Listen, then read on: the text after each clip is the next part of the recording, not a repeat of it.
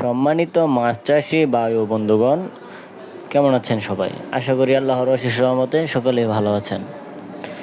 Viewers, আজকে আমার হাতে যে পোনাটি দেখছেন এটি কিন্তু অরিজিনাল চকলেট কালার আফ্রিকান মাগুর। আপনারা যারা এই আফ্রিকান মাগুর চাষ করতে চান তাদের জন্য মূলত আজকের এই ভিডিওটি, অবশ্যই এই ভিডিওটি লক্ষ্য করে শেষ পর্যন্ত দেখবেন।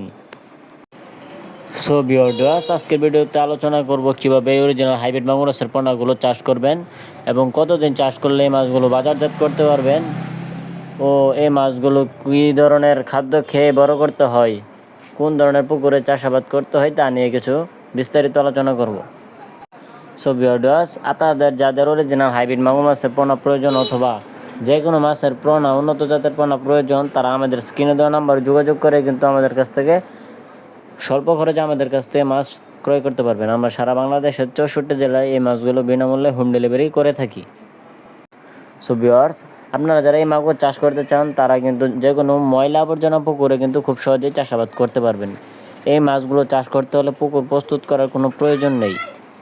যাদের ব্রয়লার লিটার আছে তারা কিন্তু খুব সহজে এই মাছগুলো কোনো প্রকার খরচ ছাড়াই বিনা খরচে এই মাছগুলো চাষ করে স্বাবলম্বী হতে পারবেন। এটি রাক্ষসীয় জাতীয় হাইব্রিড মাগুর মাছের পোনা। এই পোনাগুলো সহজে মারা যায় না, যে কোনো পরিস্থিতিতে টিকে থাকতে সক্ষম। আমার হাতে যে পোনাটি দেখছেন এটি কিন্তু 3 থেকে 4 ইঞ্চি সাইজের হাইব্রিড মাগুর মাছের পোনা। এটি উন্নত জাতের হাইব্রিড মাগুর মাছের পোনা। এই পোনাগুলো আপনারা 3 থেকে 3.5 মাস চাষ করে কিন্তু একটা ওজন আনতে পারবেন 1 থেকে 1.5 কেজি প্লাস।